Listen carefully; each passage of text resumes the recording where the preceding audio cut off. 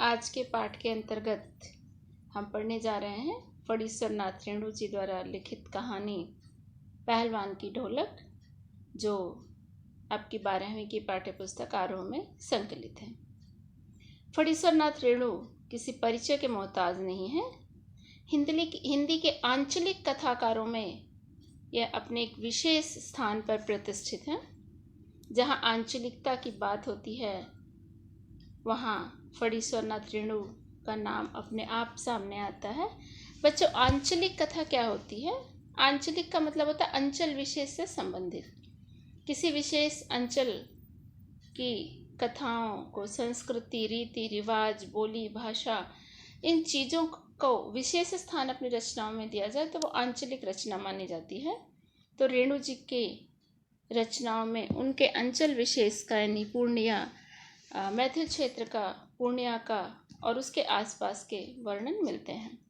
फणीश्वर नाथ रेणु जी का जन्म बिहार के पूर्णिया जिले के औराही हिंगना में हुआ था 4 मार्च सन 1921 को।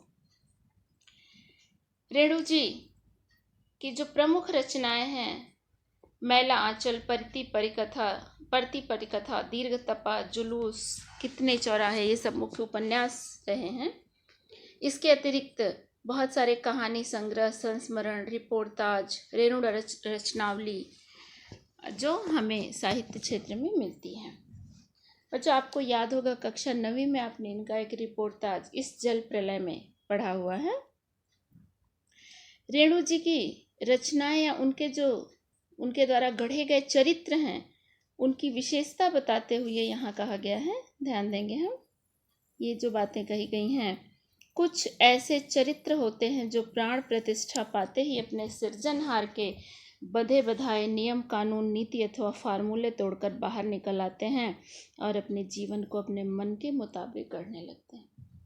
अर्थात कुछ चरित्र ऐसे होते हैं जो होते तो शब्दों में बंधे हैं, लेकिन जब शब्दों में बंधकर एक साहित्य के कैरेक्टर के रूप में, एक व्यक्तित्व के रूप में उभरते हैं, तो वो साहित्य की बंद किताबों से निकलकर हमारे आसपास आकर दस्तक देने लगते हैं। वो जीवंत हो उठते हैं, इतने जीवंत कि हमें अपने जीवन के एक अंग लगते हैं। ऐसे ही कुछ रेणु जी के गढ़े हुए चरित्र हैं, उनके साहित्य से निकलकर जो हमारे आसपास बिखरने लगते हैं, हमें महसूस होने लगते हैं। हिंदी साहित्य के आंचलिक उपन्यासकार के रूप में प्रतिष्ठित रेणु जी का जीवन भी आमतौर पर बहुत सारे साहित्यकारों और एक सामान्य मनुष्य जैसा बहुत सारे उतार चढ़ाव से भरा हुआ था। उन्होंने साहित्य के साथ साथ राजनीतिक और सामाजिक आंदोलनों में भी अपनी पूरी भागीदारी की। देश के निर्माण और साहित्य के निर्माण दोनों के प्रति उन्होंने अपनी जिम्मेदारी निभाई। उनका जो सबसे चर्चित उपन्यास मैला आंचल है, सन 1954 में ये प्रकाशित हुआ। ये मैला आंचल शब्द शायद रेणु जी ने पंत जी की प्रसिद्ध पंक्तियां, भारत माता ग्राम वासिनी, खेतों में फैला है श्यामल, धूल भरा मैला सा आंचल, वहाँ से ग्रहण की थी। और उन्होंने न सिर्फ इन पंक्तियों को ग्रहण किया, बल्कि इस उपन्यास से उसे चरितार्थ भी कर दिया। इनका उपन्यास मैला आंचल ये हिंदी साहित्य की एक ऐसी रचना रही जिसने कि साहित्य की अवधारणा ही बदल दी। इस मैला आंचल उपन्यास ने पूरे गांव को नायक बना दिया। कोई एक व्यक्ति उसका, एक चरित्र उसका नायक नहीं रह गया। डॉक्टर और कमली नहीं, बल्कि पूरा का पूरा मैला आंचल, उसका हर चरित्र, हर कैरेक्टर उस विशेष अंचल को, उस क्षेत्र को ही नायक बनाकर साहित्य जगत में प्रतिष्ठित कर दिया। जिन्होंने ये उपन्यास पढ़ा होगा, उसमें वर्णित गांव का, शहरों का नाम लोगों, वो पढ़ते ही मैला आंचल अपने आप ध्यान आ जाता है। और इनका ये जो उपन्यास मैला आंचल है, एक तरफ शस्य श्यामल है तो दूसरी तरफ धूल भरा और मैला भी, यानी बिल्कुल वही कि एक तरफ हरा भरा है, दूसरी तरफ धूल भरा और मैला, यानी बहुत सारे दोष और बहुत सारे कह सकते हैं उसमें न्यूनताएं भी हैं। कैसी स्वातंत्रोत्तर भारत में जब सारा विकास शहर केंद्रित हो रहा था, ऐसे में रेणु ने अपनी रचनाओं से अंचल की समस्याओं की ओर लोगों का ध्यान खींचा। शहरीकरण बनते हुए क्षेत्रों में ये गांव जो शस्य श्यामल तो है, फसलों से हरा भरा है, लेकिन शहर बनने की प्रक्रिया में गांव से सब कुछ छिनता जा रहा है। उसमें सिर्फ धूल बच रही है और साथ ही साथ दोष हैं, जो कमियां हैं उन्हें सुधारने के लिए कोई प्रयास करने वाला नहीं है। सब शहरों की तरफ भागे जा रहे हैं। यह भी उन्होंने हमारी दृष्टि इस तरफ खींचने की कोशिश भी की। ये तो रही मैला आंचल की बात। ये आप कभी ज़रूर पढ़िएगा समय मिलने पे, तो आपको उस अंचल विशेष और रेणु जी की कलम का जादू अपने आप पता चलेगा। इस पर सीरियल भी बन चुका है। मुझे लगता है 90 के दशक में इस पे बहुत सफल हुआ था वो सीरियल, मैला आंचल बना था। और एक कहानी मारे गए गुलफाम पे बहुत प्रसिद्ध हिंदी फिल्म तीसरी कसम बनी थी, दिलीप कुमार और वैजयंती माला। वो सुपरहिट फिल्म रही थी। ये इनकी कहानी मारे गए गुलफाम पे बनी। इनकी कहानी पंचलैट पे भी दूरदर्शन धारावाहिक का निर्माण हो चुका है। शॉर्ट फिल्म, सॉरी, जो लघु फिल्म है वो बन चुकी है पंचलैट कहानी पे। आज हम इन्हीं की कहानी पढ़ने जा रहे हैं, पहलवान की ढोलक। इनकी प्रतिनिधि कहानियों में से एक है। रेणु की लेखनी में अपने गांव, अंचल एवं संस्कृति को सजीव करने की अद्भुत क्षमता है कि जो अपने गांव की विशेषताएं हैं, वहाँ की संस्कृति है, वहाँ की चीज़ें हैं, उसे हमारे सामने लाकर खड़ा कर देते हैं रेणु जी। ये ऐसे कथाकारों में से हैं जिन्होंने गद्य में भी संगीत पैदा कर दिया है।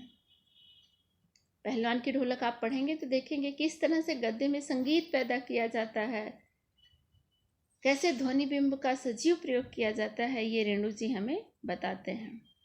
ये जो कहानी है हमें कई चीज़ें सिखाती है। सबसे मुख्य चीज़ें तो ये कि जब हम संघर्ष के दिनों में हम संघर्ष कर रहे हों, हमें प्रेरणा की आवश्यकता होती है, तो ज़रूरी नहीं कि हमें प्रेरणा देने के लिए उस समय हम किसी गुरु को ही ढूंढने जाएं। कोई गुरु हमें मिले आकर, तब हमें कुछ प्रेरणा मिले। प्रेरणा हम कहीं से भी ले सकते हैं, किसी को भी अपना गुरु मान सकते हैं।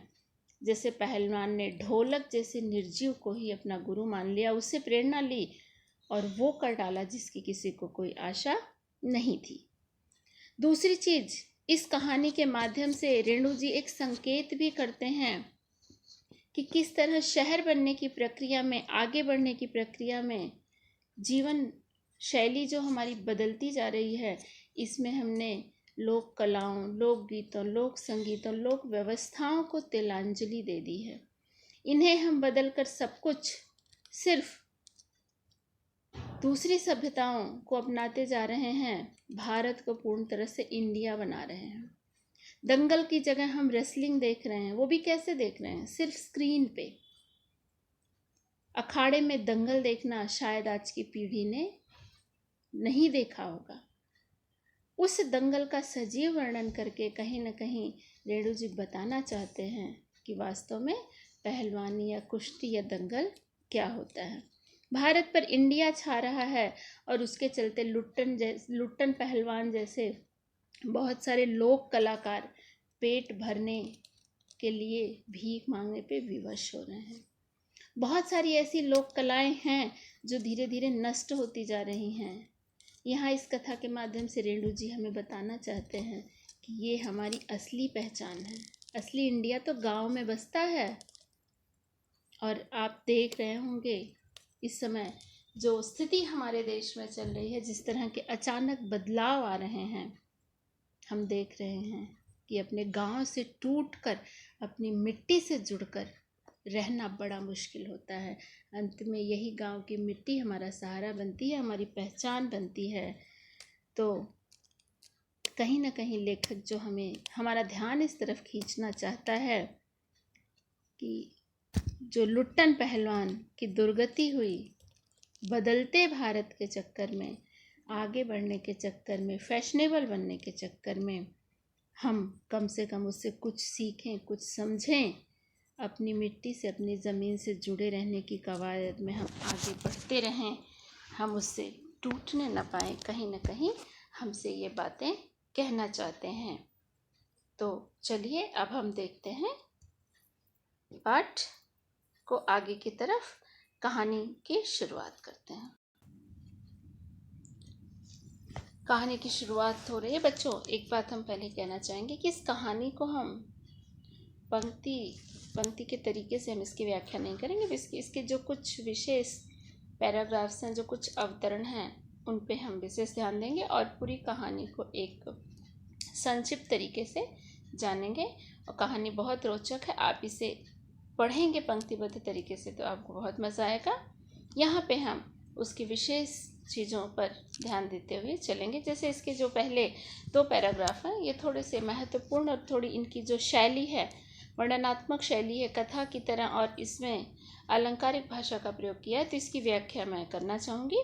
इसके बाद बाकी की कहानी को हम संक्षिप्त रूप से जानेंगे। इससे पहले वर्णन किया गया यहाँ पे एक दृश्य, जो एक उस समय का वातावरण बताया हुआ कि जाड़े का समय था, अमावस्या की रात, बड़ी ठंडी और बड़ी काली, बड़ी अंधेरी, पूरे गांव में मलेरिया और हैजा ये फैला हुआ था। उस अकाल से पूरा गांव परेशान था। कैसा भयार्त शिशु की तरह थर थर कांप रहा था। भय आर्त, डरे हुए, डर के कारण एकदम आर्त, रुदन करने वाला, ऐसा लग रहा है पूरा गांव डर के कारण रो रहा है। गांव की जो टूटी फूटी छोटी मोटी बांस फूस की झोपड़ियां थीं, उनमें अंधकार और सन्नाटे का सम्मिलित साम्राज्य था। अंधेरा और निस्तब्धता, निस्तब्धता यानी पिन ड्रॉप साइलेंस, अत्यधिक मौन, चारों तरफ बहुत मौन, कैसा डरावना सा, शांत एकदम। अंधेरी रात चुपचाप आंसू बहा रही थी। रात का मानवीकरण कर दिया है लेखक ने। अंधेरी रात आंसू बहा रही थी। जो रात में गिरने वाली शबनम की बूंदें हैं, ओस है, ऐसा लग रहा है वो रात के आंसू हैं। निस्तब्धता करुण सिसकी और राहों को बलपूर्वक अपने हृदय में दबाने की चेष्टा कर रही है। लोगों के घरों से जो थोड़ी बहुत दुखों की आवाज निकलनी भी चाहती है, उस मौन में गायब हो जाती है। सिर्फ आसमान में तारे चमचमा रहे थे, पृथ्वी पर कहीं कोई प्रकाश नहीं था।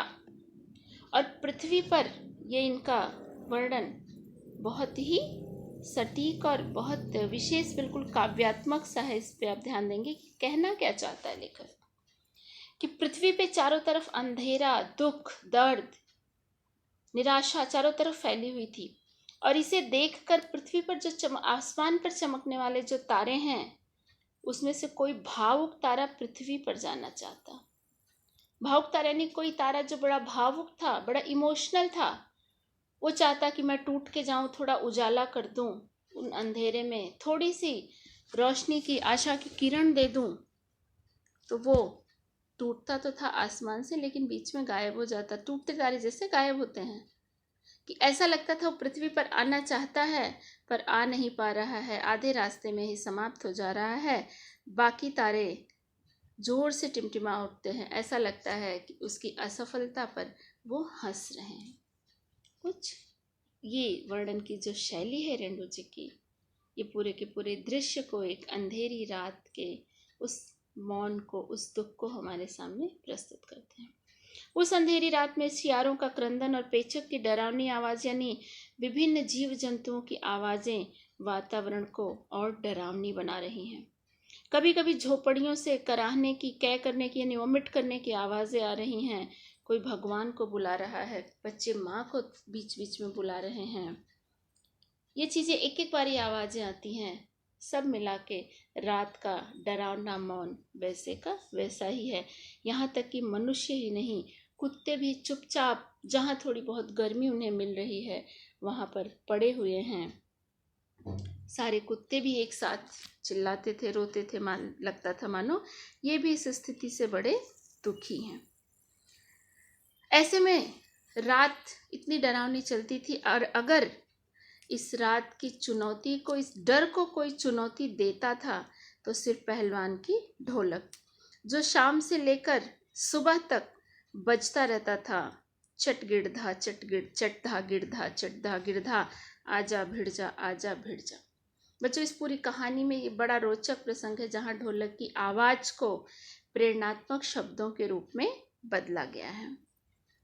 तो चटाक चड्ढा उठाकर पटक दे, यानी पहलवान की जो ढोलक की आवाज है वो चुनौती दे रही है इस बीमारी को, इस मौत को, कि आजा मुझसे भिड़ जा, उठाकर पटक दूंगा। और ये ढोलक की आवाज ही उस मरणासन्न गांव में, निराश हो चले गांव में संजीवनी शक्ति भरती थी। ये था लुट्टन पहलवान का गांव और लुट्टन पहलवान की ढोलक। लुट्टन पहलवान का कहना था कि उसे होल इंडिया भर के लोग जानते हैं। ये लुट्टन पहलवान का एक यहाँ पे चित्र प्रस्तुत किया है। लुट्टन पहलवान कहता था उसे होल इंडिया के लोग जानते हैं। पहलवान का होल इंडिया उसका जिला था। हमारे लिए हमारा क्षेत्र ही हमारी दुनिया होती है, कुछ ऐसा ही पहलवान का था। यहाँ पहलवान के बारे में लेखक बताता है, इसे हम पूरा पढ़ेंगे कि पहलवान 9 वर्ष की उम्र में उसके माता पिता का देहांत हो गया था। उसकी सास ने उसका पालन पोषण किया। वो गाय चराता, धारोष्ण दूध पीता। बच्चों, ये धारोष्ण दूध होता है जो गाय से निकालते समय तुरंत, धार उष्ण जो दूध निकाला जाता है गाय से वो थोड़ा गर्म होता है, उसको तुरंत पी लेना, वहीं का वहीं, इसे धारोष्ण कहते हैं। तो वो एकदम ताज़ा ताज़ा दूध पीता, कसरत करता। गांव के जो लोग उसकी सास को तकलीफ देते थे, सताते थे, उनसे बदला लेने के लिए ही लुट्टन धीरे धीरे पहलवान बन जाता है और नियमित कसरत से ही एक सुडौल शरीर पाता है। जवानी में आते आते वो एक अच्छा पहलवान बन जाता है। लोग उससे डरने लगे और वो भी बिल्कुल पहलवान वाली वेशभूषा में पहलवानों की तरह अकड़ता हुआ गांव में चलता था।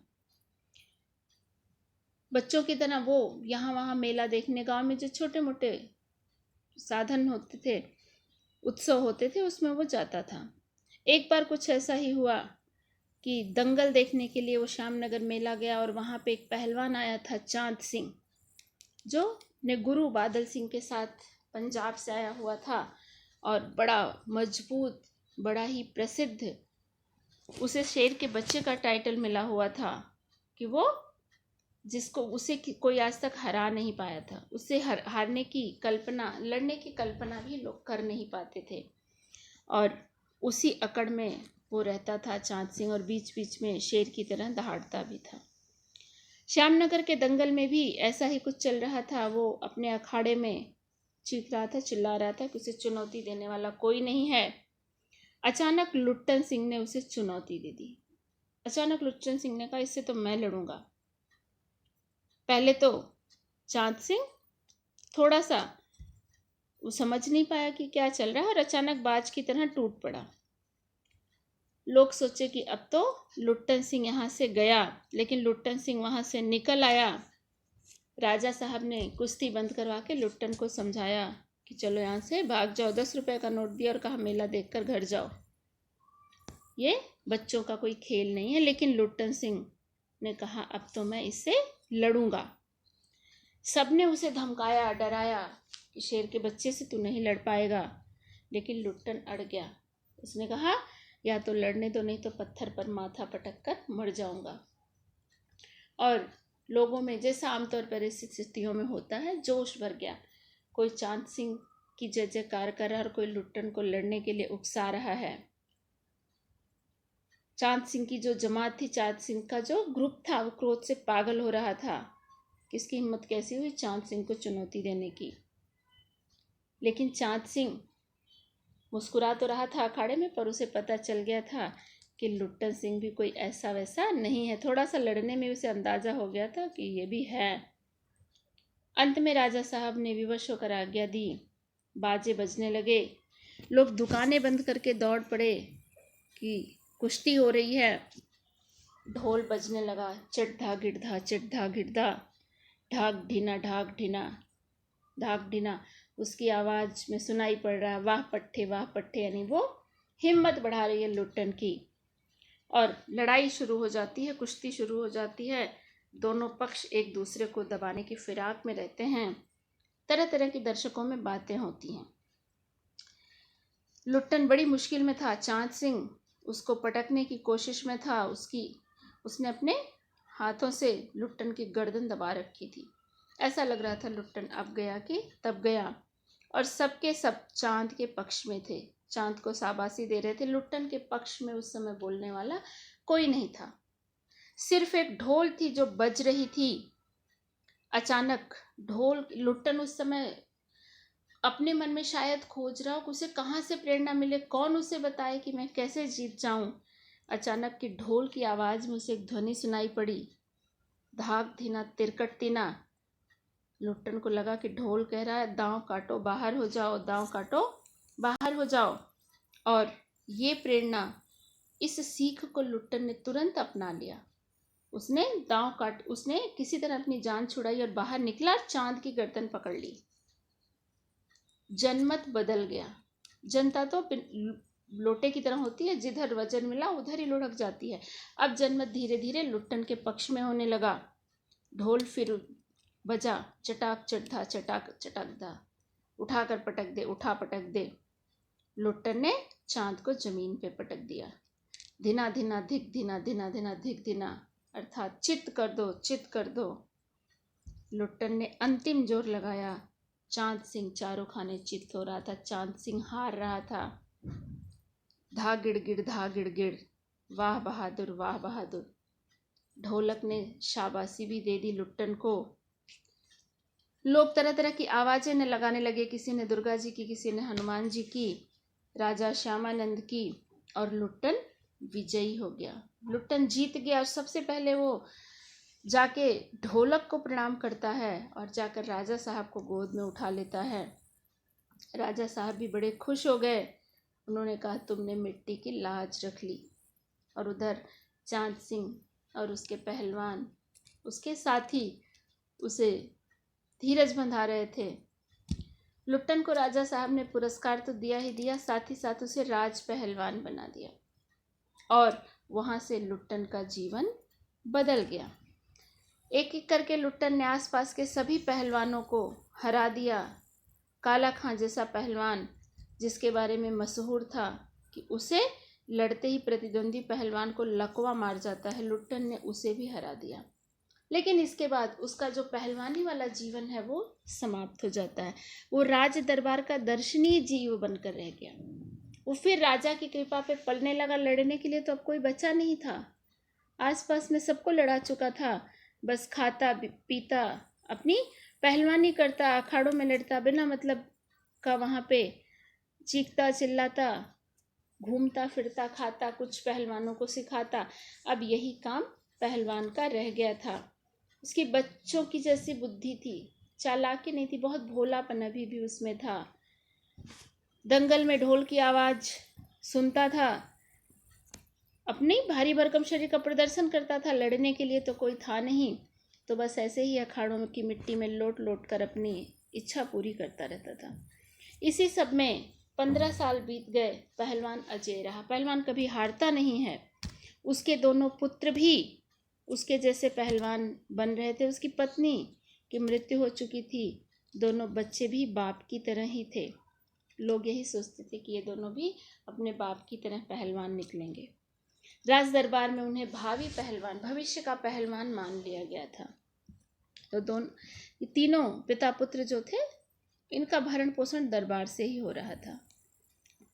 और बच्चों को अपने हमेशा समझाता था कि मेरा गुरु कोई पहलवान नहीं है, ये ढोलक ही है। इसलिए सबसे पहले ढोलक को प्रणाम करना, पहलवानी के तरह तरह के गुर सिखाता था। लेकिन धीरे धीरे बदलते हुए समय के साथ एक बहुत बड़ा बदलाव आया। वृद्ध राजा की मृत्यु हो जाती है। नया राजकुमार जो विलायत से आया था, उसने जब राज्य का कार्यभार संभाला तो सबसे पहला परिवर्तन पहलवान पर हुआ। दंगल की जगह घोड़े की रेस ने मनोरंजन का स्थान प्राप्त कर लिया। पहलवानों का भोजन का खर्चा सुनते ही राजकुमार ने की आंखों पे उनकी भौहों पर बल पड़ गए कि इतना खर्चा, इतना खाते हैं। और पहलवान और उसके पुत्रों को राज दरबार से निकाल दिया गया कि अब आपकी कोई आवश्यकता नहीं है। पहलवान वहाँ से आता है, पर वो ऐसा नहीं कि निराश हो गया, हार मान गया। वो तो एक पहलवान था। गांव के एक किनारे पर अपनी झोपड़ी बना ली। वहां रहकर बच्चों को, चरवाहों को कुश्ती सिखाने लगा। खाने पीने का खर्च गांव वाले देते थे और सुबह शाम ढोलक बजाकर अपने बच्चों को और बाकी शिष्यों को कुश्ती के दांव पेच सिखाता था। लेकिन किसान और खेतीहर के बच्चे क्या खाकर कुश्ती सीखते? कुश्ती सीखने के लिए अच्छा भोजन भी चाहिए, अच्छा पोषण चाहिए। धीरे धीरे सारे शिष्य चले गए, अपने पुत्रों को ही वो सिखाता रहा और किसी किसी तरह से उनका जीवन चलता था। अचानक गांव में ये स्थिति आई। पहले अनावृष्टि, अनावृष्टि यानी बारिश का न होना, फिर अन्न की कमी, मलेरिया, हैजा, एक के बाद एक सारी मुश्किलें गांव में आती थी। रोज घर में, गांव में से किसी न किसी घर में कोई मरता था। गांव सूना हो रहा था, लोग छोड़कर जा रहे थे, मर रहे थे। और इन सारी स्थितियों में सिर्फ दिन में लोगों में थोड़ी बहुत रोशनी, थोड़ी आशा लोगों के चेहरे पर दिखती थी, अन्यथा पूरा गांव मृत्यु के आगोश में, मृत्यु में सिमटते चला जा रहा था। सब एक दूसरे को समझाते थे, कब कौन मरा, किसके घर कौन जाए दुख प्रकट करने, सबकी एक सी स्थिति थी। शाम होते होते लोगों का ये डर, लोगों की निराशा और बढ़ जाती थी, मृत्यु का भय और ज़्यादा बढ़ जाता था। पास में बेटा मर रहा है, माताएं बेटा कह के बुलाने की हिम्मत भी नहीं कर पाती थी, इतनी टूट गई थी, इतनी निराश हो गई थी। और ऐसी स्थिति में अगर गांव में कोई चीज़ थी जो चुनौती देती थी, जो लोगों में हिम्मत पैदा करती थी, तो ये सिर्फ पहलवान की ढोलक थी, जो बिना रुके शाम से सुबह तक बजती थी और गांव के अर्धमृत, अर्धमृत यानी अधमरे जैसे औषधि उपचार पथ्य विहीन, औषधि, कोई औषधि नहीं है, कोई उपचार नहीं है, कोई रोगी का भोजन उनके पास नहीं, यानी सारे प्राणी औषधि उपचार और पथ्य विहीन थे। कोई दवा रवा नहीं, कोई देख रेख नहीं, कोई भोजन नहीं, सिर्फ पहलवान की ढोलक ही उनको संजीवनी शक्ति देती थी। ताकत देने का और कोई उपाय नहीं था, सिर्फ एक ढोलक की आवाज़। ढोलक की आवाज़ सुनते ही सबके सामने वो दंगल का दृश्य नाचने लगता था। स्पंदन शक्ति शून्य स्नायुओं में भी बिजली दौड़ जाती थी। स्पंदन शक्ति शून्य स्नायु, स्नायु यानी हमारी नसें, वो नसें जिनकी धड़कनें बंद हो रही थीं इस महामारी की चपेट में, उसमें भी थोड़े समय के लिए जोश भर जाता था। स्पंदन यानी उनकी चलने की गति तीव्र हो जाती थी पहलवान की ढोलक सुनकर। निश्चित ही ढोलक की आवाज़ में न तो कोई बुखार हटाने का गुण था और न महामारी को रोकने की शक्ति, पर इसमें संदेह नहीं कि मरते हुए प्राणियों की आंख मूंदते समय कोई तकलीफ नहीं होती थी। उस ढोलक की आवाज़ में कोई दवा नहीं थी, कुछ नहीं था, लेकिन एक मरते हुए लोगों को वो शांति से मरने देती थी। एक उत्साह, संघर्ष की प्रेरणा कि जीवन है तो लड़ना ही है, कुछ इस तरह से लोगों को मृत्यु के डर से मुक्त करते हुए मरने देती थी। ऐसी कोई ताकत इस ढोलक में जरूर थी। इतना ही नहीं, पहलवान के दोनों बेटे भी इसमें पढ़ते हैं। असह्य वेदना से छटपटाते हुए दोनों ने कहा, बाबा उठा पटक दो वाला ताल बजाओ। बच्चे मर रहे हैं पहलवान की आंखों के सामने। पहलवान रात भर ढोलक पीटकर अपने बच्चों को उत्साह बंधाता रहा। सुबह देखा दोनों बच्चे जमीन पर निस्पंद पड़े हैं। दोनों बच्चे मर चुके हैं, दोनों पेट के बल पड़े हैं। एक ने दांत से थोड़ी मिट्टी खोद दी, यानी बड़े संघर्ष के साथ मृत हुए। पहलवान ने लंबी सांस लेकर मुस्कुराते हुए कहा, दोनों बहादुर गिर पड़े। कितना करुण दृश्य है, कितना करुण वर्णन है कि बेटा, पिता के सामने बेटे मर गए, वो कुछ कर तो नहीं पाया, लेकिन हाँ, ढोलक बजाकर अंतिम समय तक उन्होंने उसे उत्साह के साथ, उस जोश के साथ जीवन से जाने दिया। बेटों के मर जाने के बाद पहलवान वापस अपने उस जो राज पहलवान का रूप था उसको धारण किया, अपने दोनों पुत्रों को कंधों पर लाद कर नदी में बहाया। लोग दंग रह गए, कितनों की हिम्मत टूट गई। पहलवान जितनी हिम्मत तो हम में नहीं है। लोगों ने सोचा कि अब पहलवान दुख से शांत हो जाएगा, लेकिन रात में पहलवान की ढोलक फिर रोज जैसे ही सुनाई पड़ी। लोगों को इससे बड़ी आशा मिली, बड़ी हिम्मत बढ़ी कि दोनों बेटे मर गए, पर पहलवान की हिम्मत देखो, 1.5 हाथ का कलेजा है। 1.5 हाथ का कलेजा यानी बड़ा हिम्मत वाला, ये एक मुहावरा है। 1.5 हाथ का कलेजा, बहुत हिम्मती होना, बहुत साहस वाला होना, कि बड़ा साहसी है। 4-5 दिनों तक ऐसी स्थिति चलती है। एक रात लोगों को ढोलक की आवाज नहीं सुनाई पड़ी। सुबह जाकर देखा पहलवान के कुछ दिलेर किंतु रुग्ण शिष्यों ने प्रातःकाल जाकर देखा पहलवान की लाश चित पड़ी है। कुछ बीमार शिष्यों ने जब सुबह जाकर देखा तो पहलवान की लाश चित पड़ी है। चित पड़ी है यानी पीठ के बल गिरना। पीठ के बल गिरना पहलवानी में या कुश्ती में माना जाता है। पीठ के बल गिरना यानी हार जाना। चित पड़ना हारने का सूचक है। तो पहलवान जीवन की ये दंगल हार चुका था। एक शिष्य ने आंसू पोंछते हुए कहा गुरुजी कहा करते थे, जब मैं मर जाऊं तो चिता पर मुझे चित नहीं पेट के बल सुलाना। मैं जीवन में कभी हारा नहीं हूँ। और चिता सुलगाने के समय ढोलक बजा देना। वह कुछ बोल नहीं पाता। और वो शिष्य इतना ही कहता है कि गुरुजी कहते थे कि मेरी चिता पे मुझे पेट के बल सुलाना और जलाने के समय ढोलक बजा देना, यही मेरी अंतिम इच्छा है। और कहते कहते उसकी आंखों में आंसू भर आते हैं। और इसी के साथ पहलवान की जीवन लीला के साथ साथ उसकी कहानी भी यहीं पर समाप्त होती है। तो बच्चों, ये जो ढोलक या जो पहलवान की ये कथा है, ये हमें यही सिखाती है कि जीवन में संघर्ष कभी समाप्त नहीं होते। और प्रेरणा, संघर्ष के समय प्रेरणा लेने की बात है तो प्रेरणा कहीं से चल के नहीं आती है, हमें अपने आसपास से ढूंढनी पड़ती है। और हर स्थिति में संघर्ष तब तक करते जाओ जब तक हम कर सकते हैं। जब तक सांस तब तक आस वाली बात यहाँ पे है। और इसी के साथ पहलवान का ये जीवन, उसकी कथा समाप्त होती है। लेकिन हमारे सामने एक प्रश्न चिन्ह भी छोड़ जाती है कि क्या जिस तरह राजपुत्र ने, राजा साहब के बेटे ने इस लोक कला का अंत कर दिया, पहलवान का अंत किया, क्या ज़रूरी है कि हम नए नए कलाओं के चक्कर में अपनी पुरानी कलाओं को, कलाकारों को ऐसे ही मरता हुआ, ऐसे ही विवश होकर, निराश होकर मिटते हुए देखना पसंद करेंगे? क्या हमें आवश्यकता नहीं है कि हम अपनी लोक कलाओं, लोक शैलियों, लोक रीति और लोक सभ्यताओं को जीवित रखने का कोई प्रयास कर सकें? तो ये सोचने के लिए लेखक हमें मजबूर कर देता है।